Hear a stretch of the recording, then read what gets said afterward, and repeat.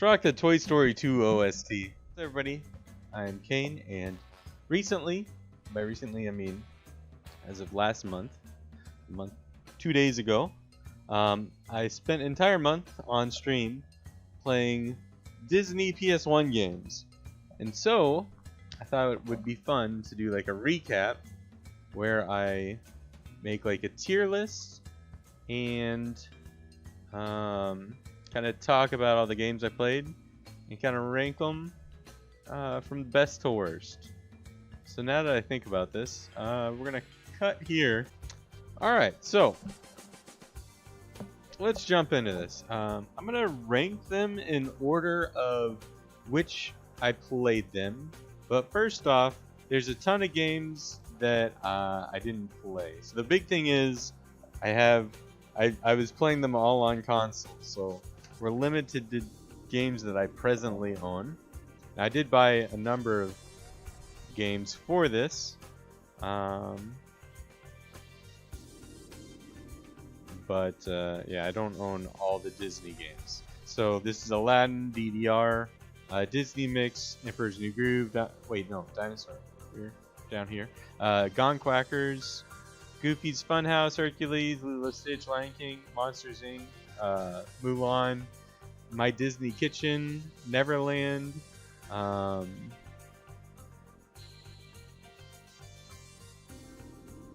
think that's another dance rhythm game, maybe. The Jungle Book Rhythm and Groove. Little Mermaid 2. Toy Story Racing. Magical Racing Tour. And I believe those are all the ones that I don't own / didn't play. Alright, so the first game that I played was Bugs Life. And Bugs Life is a game that I have played previously, but I 100%ed for the first time. And I thought it was a really good game. I'm putting A. It's a fun platformer. It's scuffed only in that the game over system is really jank. So when I was a kid, we had a trouble beating this game because it's hard to get lives, and when you game over, it boots you to title, which is not ideal. But there's not too many pits that you're gonna just fall in and lose health, and enemies when they die sometimes give you health. I think overall it's a good game. I 100%ed it this month. This is my first time 100%ing it, and that was fun. It's a really good collectathon. But like the collectible aspects is mostly not necessary. I think it's just a well-made game overall. Then after that, I went on to Tarzan. Let me grab that one. So Tarzan. Oh boy. So I've seen Tarzan before. It's a 2.5D platformer, while Bugs Life was 3D platformer. And Tarzan's really frustrating, right? So the health system, you got a lot of health, but like you don't really heal much. Even the objects you heal with don't really fully heal you much. And so when you take damage, it just incrementally wears on you. Now you can pick up lives by collecting a bunch of stuff. And I was trying to collect a lot of stuff when I was first starting the game, but as like I got further into the game, it was just like I want to get moving. This is really slow. And the bosses are the worst part because like they got a lot of health and you just take damage. Like they don't really work right a lot of the time. The final boss is just kind of like memorize what to do, but the boss right here on the screen, I don't remember what his name is, but the Jaguar, like you're supposed to like poke him and then like jump back, and he jumps, and like there's a method to not getting hit, but like sometimes it just doesn't work, and once you get hit, like you kind of get stun locked into getting more hits. The platforming it starts off fine and then goes downhill. The end of the game is particularly frustrating. I'll probably have some clips that I can put in later, but like you just lose a lot of health It also switches the last few levels from 2D to 3D, which was really weird. That like it's 2.5D like the whole game, and then you've got 3D Crash Bandicoot-esque levels out of nowhere. Except for you've got these enemies that you gotta kill, and they're just like shooting you, and it's not that fun. It's just really frustrating. There was this one bridge at one point where you're supposed to like walk across it, and I tried moving carefully, doing like a sneak across, and I fell, and I was like, well, maybe I should just jump across. And like, still, I game over there, and it was the end of the level, and I rebeat the whole level. And when you game over in this game also, you're out to title, so hopefully you've saved. Also, 100%, like, as a collectathon, the game is bad. Like, I don't even know how to collect some of this stuff, particularly in the final boss sequence. There's no... It's not a good collectathon. Getting that 100%... Oh. Anyways, I could complain about this game all day. Tarzan... I'm putting it in C. It's not... Like, there's an F. I know what the F is going to be. And it's not D. Like, it's not good. It's just not good. After that, let's think. Maybe, I think it was Tigger's Honey Hunt that I played next. So Tigger's Honey Hunt is a 2.5D platformer, collectathon, and there's also mini games. Now, one thing that got me, it said explore 9 levels, master 3 mini games. That's what it says on the back. There are 6 levels in 3 mini games. I feel like I got gypped. I wanted 3 more levels. There was only 6. Now, as a collectathon, it's a good kids game, I think. Platforming's fine. The mini games are like super trivial. But it was just too little game. That's my main complaint about it. One thing I will note though is that all 3 of these games have had video sequences. And that's one good thing about a lot of these Disney games, like Bug's Life, based on the movie. You get movie sequences before every level. Same with Tarzan, and then Tigger's Honey Hunt had little Pooh clips throughout it. I think that's a really good thing. Which is relevant for some of this later stuff. Alright, what next? I don't remember what I did next. I think I played Atlantis. After Tigger's Honey Hunt was Atlantis. Which also... Atlantis was a really, like, disappointing game. Because the first level... it's like a pretty simple 3D puzzle platformer collectathon. You get like the movie sequences, and you have to collect all the letters of Atlantis. That's like 8 letters you gotta collect, and 9 letters you gotta collect, and no, 8 letters you gotta collect in every level. So there's a lot to do in like that tutorial area, and then you get to like the first level, like real level, and it's so empty. Every level in the game has tons of load, like little panels, like you're going room to room, and every room is just a load screen. Well, not really like a screen, but like there's a black screen transition where, something like a Bug's Life doesn't have any loads in level, I don't believe. Everything, the whole level is out there, and it's sectioned off so you're not seeing the whole thing at once, but like it's all there. While Atlantis, you're going, transitioning constantly, and like maybe that one room is gonna have 5 to 10 objects in it if you're lucky, and it just felt so empty of a game. Other than that, the puzzles, I don't remember them being particularly interesting, and turn down the music. What else? It's just really boring. Oh, another thing about Atlantis was not only was it really empty, felt unoptimized. So like the movie sequences before the levels were significantly shorter than Bugs Life, Tarzan. Most of the other ones had like meatier movie sequences, while this just felt like shorter. There was a few points where I was able to get the game to just drop frames like crazy, and I'm playing on a 90K PS2, which is going to be a lot better than a base PS1 that this was made for. Atlantis just felt like a missed opportunity. It just wasn't that good. Alright, what I do after Atlantis? I think after Atlantis, I played Dinosaur. So Dinosaur is a terrible game.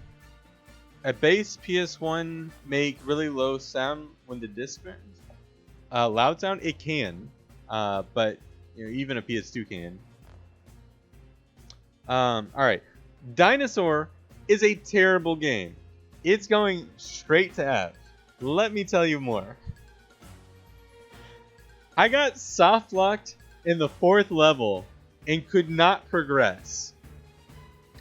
I got soft locked because, alright, so first off, what is the gameplay? It's a team-based beat 'em up where like you have 3 characters and they're all on field at the same time, and you can either control them individually or as a party, and you go around and you can fight monsters and collect stuff and do whatever the objective is. In the first level, that's what you do. You beat up stuff and you collect stuff. The 3rd level is a giant escort quest where like you have to move very slowly because you've got other dinosaurs that you're escorting across the map. Or actually, no, that was the 2nd level. The 3rd level, you had to collect, or not really collect, but like make friends, kill all the enemies on the map and talk to 3 characters. In the 4th level, the last level that I played, first off, you have a time limit. It's like a 20-minute time limit, maybe. That's just an estimate. And there's enemies that you gotta kill all of them before you can do the objective. The objective is to get whatever the giant, what is it? I don't know. Like, whatever the giant Bronchosaurus or whatever dinosaur it is, the really big giant dinosaur. You have to get her to step on 5 different spots on the map. Except for I'm not even sure that you have to get her to step on all of them. The best I did was get her to step on 3 of them. And what happens is when she steps on them, water springs up. And you're trying to fill the area with water because you need water. Something to do with the movie. I might have seen the movie when I was a kid. I don't really remember this very well. Full race theme better than Dinosaur? True. But here's the thing. To get her to follow you, it just doesn't work. Like, I had the lemur, and like I had a game fact open because I couldn't figure this out. And it's like, if you jump as the lemur, she's supposed to follow you.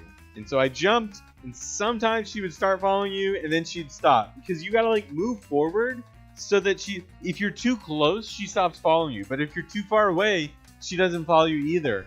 And like the movement of like an input causes you to go from too close to too far. So you gotta like, you gotta move into position, jump, get her to move slightly, and then you gotta get into position again, jump, get her to move slightly, and then I hit a checkpoint. There's checkpoints in the levels. They're these little stones. If you go near them, you checkpoint. There's a time limit in this level, and I hit a checkpoint which saved the time limit. There's also no restart level option. So I had too little time to complete the level at the point I hit the checkpoint. Therefore, I was soft locked and going to have to restart the game in order to attempt this level again. And man, it is not worth it. Alright. Next up, 101 Dalmatians. 2. Patch's London Adventure. The biggest thing I want to say about this game, first, this is a 2003 PS1 game. This was one of the last 10 games released on PlayStation. So you would expect this to, at least stick to the theme. All the games I've reviewed up to this point and played up to this point have Disney videos in between each level and are kind of open-ish, like Dinosaurs wasn't, but 2.5D platformer. Obviously, Tarzan was restricted, but it's within its genre. This was a 3D platformer collectathon, so you would expect it to be like Bug's Life structure. No, this was like the most budget game possible. There's no videos. There were certain levels that had small text box conversations between some of the characters to try and cue you in on. I think this was a movie. I've not actually seen it, but to clue you in on whatever the plot to the movie was. But like it completely leaves it out. And also like the levels, it looks like it was just like made in some kind of generic like game maker engine, because it's all just like, here's a square box, there's some fences, and then objects chucked on. Straight to DVD sequel. Okay, that makes sense. But like it's so weird because like this came out 3 years after 102 Dalmatians, right? Which I'll talk about later. But like it's barely it is a collectathon. It is a game. Atlantis was boring. This was more boring. So we're putting this in D. And I back-to-back did 102 Dalmatians next, which is another game that I grew up with. So I went ahead and 100%ed this one. I think it's a great game. I think it was Node that said that this was one of the best level designs made for any game. Like it's got some of the best level design. And now that I've like been a few weeks from it, like it's hard to disagree with. Like the level design, this game is just like excellent. Even as a kid, like not only was the game fun, but it also has mini games that are fun to play, like the putt putt. Me and my sister loved the putt putt in this game. But like even the game itself, like it's a platformer, it's a collectathon, but you don't have to do much collecting to actually progress in the game. The collectathon is just an additional option of like challenge, and that's why I never 100%ed it. Because most levels it's just platform, do some quests, find some stuff, and then get to the end of the level. And some of the levels are real short, where you can just like run through them and get to the end. Makes sense they would be tapped to make Spyro remakes. Yeah, like it does make sense. Like these guys made a killer game. What else? But yeah, like even the 100% is not as fun. There's a sniff thing that allows you to find stuff that you haven't found, but it's necessary for digging up bones. The issue is like it doesn't always go to the closest bone. It'll be like you should progress in the level first, and only once you've gotten like to the end of the level, it's like there was a bone back at the start that you need to find. So the 100% is like, it's a bit of a chore, but it's still fun. But like overall, I think the game is excellent. I'm putting it up in S tier. Bug's Life would be up there if like the game over issue wasn't there. But 101 or 102 Dalmatians is definitely one of my favorite PS1. Really, it's like a great PS1 game. Like it's a kids game, but like it's definitely a top PS1 game. What did I play next? I think I did Treasure Planet next. Why isn't Dinosaur an S plus Aqua Killer? That is the worst game. It is potentially one of the worst PS1 games. End stop. You'll have to watch this back when I upload it to YouTube. I ranted. Alright, so Treasure Planet. 3D platformer. One of my jokes when I first started the game was this was a Spyro 2 clone. I don't actually know if, like, this was probably in development in parallel kind of thing. So, like, it's a joke, but, like, it is very much Spyro 2, Jak and Daxter, Ratchet and Clank in that vein of, like, 3D platformer, which is a good place to be. Those are great games, and to be compared to that, you know, you're not doing anything wrong. It's 3D platformer collectathon where you have to collect certain amounts of, like, planet tokens or something like that in order to unlock levels. So there's some amount of collectathon required, but not all of it. The biggest detractor for this is it had these racing levels where you're on a some kind of like mini ship thing, whatever that thingy is called. Where it's just like a Jak or Ratchet and Clank. I think it's Ratchet and Clank that has the races. Like, it's either Ratchet and Clank 1 or something. Sounds like Jak 2. Yeah, you're right. Jak 2 with the little board. It is very much the Jak 2 races. There we go. But very scuffed in that, like, the worst part of the races was that if you fall in a hole in a race, it subtracts a life. It doesn't, like, subtract time. It doesn't just respawn you. You lose a life.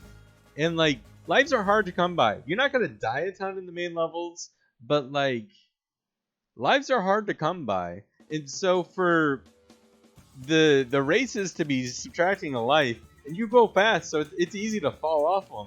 And you can game over a ton in the lives, or in the races, which then screws your life count over for the main levels. And if you game over, you gotta reload to save it. No, you game over, you just restart the race. This isn't Bugs Life issue. So, like, the game overs are more reasonable, but it's still like, what are you doing? So for that reason, I think the main platforming in the main game is great. The bosses were cool. I think there's only like 2 bosses. The first boss is definitely, I thought was a really cool boss. Second boss was a little bit more, maybe I just understood what was going on better, so it didn't really catch me off guard. What's the game Bugs Life game over issue? If you game over, you're sent out to title. While this, if you game over, you just, you know, restart the race. So I'm putting it in an A just because I think the races are very bad, but like the platforming, the collectathon for the most part is really cool. But those races definitely knock it down a level. What did I do next? I think I did Buzz Lightyear Star Command next. This is a game that I had since I was a kid. Not been a big fan of it. I think I understand it better now. It's a foot race. So, like, the goal of each level is you've got like a trail that you're going down, and you've got a enemy that is going down the trail, and your goal is to get to the end within a reasonable time in order to fight them. You get there first, then they lose like an entire third of their health or something, so there's an incentive to go faster. Also, you have to like collect money in order to buy upgrades and various power-ups, and it's a pretty, it's not a bad game. I didn't like this as a kid. Now that I played it, I kind of understand what you're doing, and I don't think it's a bad game. I think it's just kind of repetitive, and if you're not in love with the gameplay loop, then you're gonna move on fast. I didn't end up beating it just because it was not something I'm enthusiastic about, but I don't. No Disney game got the short-lived KA ESRB rating? Not sure what that is. All right, what did I do next? Oh, I did Toy Story 2 next, but I'm gonna save it and do the other games that I got sitting here. So another game that I played was Magical Tetris Challenge featuring Mickey. I think it's a really cool Tetris game. Mickey is just kind of the tie-in, but as far as PS1 Tetris games go, this and Card Capture Sakura are the best two Tetris games on the console, where they're both very like unique. So as far as like Tetris games go, this is a very unique one. The garbage, when you send garbage, what it does is it changes either what pieces you get next, so you can get like 7 O blocks in a row or something, or it can also affect the size depending on like the size of your attack. So instead of having like a 2x2, you can have like a 3x3 O, or a 4x4 O, or a 5x5 O. And you can also get the other shapes, like the pyramids are insane. Like you can get like triangles or just straight pyramids. Like it's crazy. It's also really hard. The AI is pretty challenging. It's a game that I like to play with friends, like 2-player. I'm gonna put it in A. Like it's an S tier Tetris game. But as far as Disney goes, they're just Disney characters. There's some it is a Japanese exclusive, so I can't really read the lore, but there's really not much going on there. So I'm putting it in A just because the Disney, like this is a Disney PS1 tier list. There's not enough Disney to put it in S. That's my take.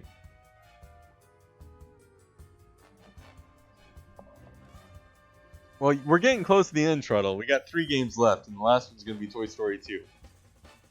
And this next one's pretty short. Oh, also down here we've got Pooh Party. Pooh Party? I don't own that game. Can't rate it. I just didn't realize that Pooh Party was still in my my row. All right, so the next 2 things before Toy Story 2. So these are the Winnie the Pooh educational games for the PS1. These are the Japanese versions. There's a long story about why I even own these, but I've owned these for a while for reasons. So I've got both Preschool and Kindergarten. I think there's another one that has like a Winnie the Pooh shaped controller. These are both ones that come with the mouse, the mouse pad, the game. Now, one issue I have... Oh, here we go. So there's a mouse, and then there's the Pooh controller. So one of these doesn't actually have the game disc in it. It's got the mouse. It's got the mouse pad. It's got the game case. It's got the manual. It's got the a demo disc. But it doesn't have the Winnie the Pooh game in it. And that was the Kindergarten one. So I only played the Preschool, but I assume they're the same concept. Where it was just a collection of 6 mini games, and you've got different like Pooh clips and whatnot. How rare is the Pooh controller? It's probably like $20 on eBay.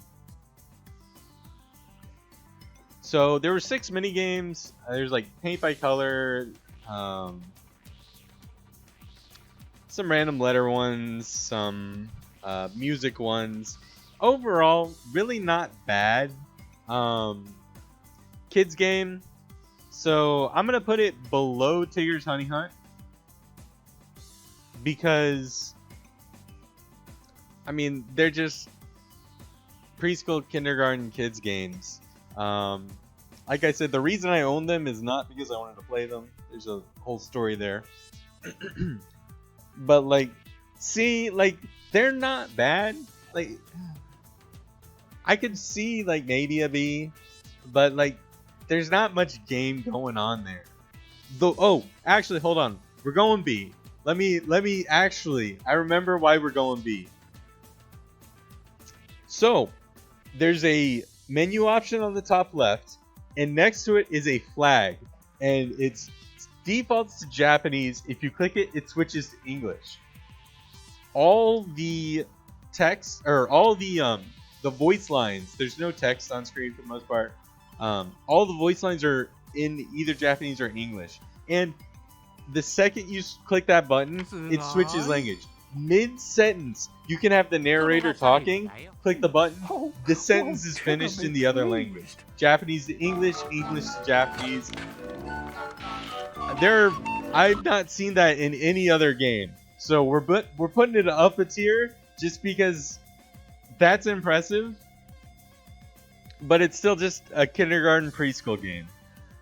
Alright, so last but not least, Toy Story 2, which is the soundtrack we're listening to. 3D platformer, collectathon, action. But overall, like, it's also getting put in S tier. I think the platforming is really good for the most part.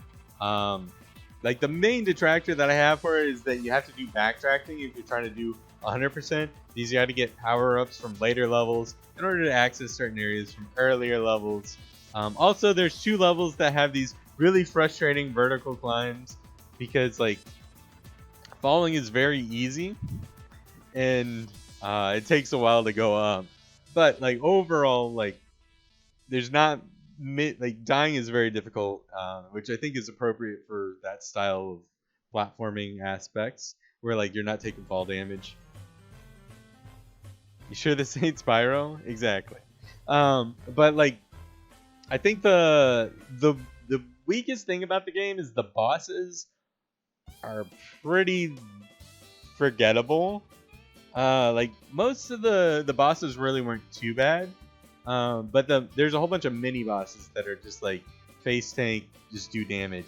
And the final boss was just 3 mini bosses, right? So there are big bosses. They each have their own mechanics, and like some of those were all right. Like, I thought they were pretty cool bosses. One of them was like, yeah, but like overall, like the bosses were all unique, except for the final boss.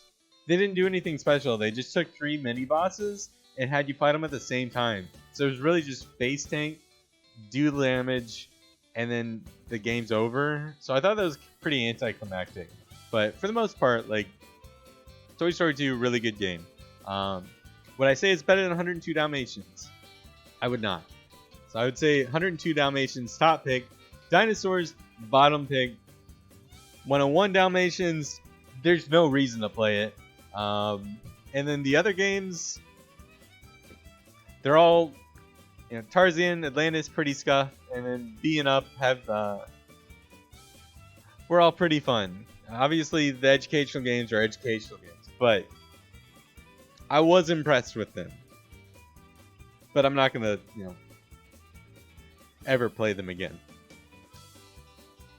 So there you have it. For anyone who tuned in, hopefully you had fun watching this month. And if you're if you disagree with my tier list, I've uploaded this to Tier Maker. I'll link probably down below, so you can make your own tier list. Feel free to tell me which of the games down here that I haven't played that I should play. Might definitely be interested in doing the skin sometime if there's enough interest. But this was just the games that I was either owned or able to pick up. But that's gonna be all for me. Hopefully you enjoyed this. Remember to like, subscribe, leave a comment down below. That's gonna be all for me. Have a good day.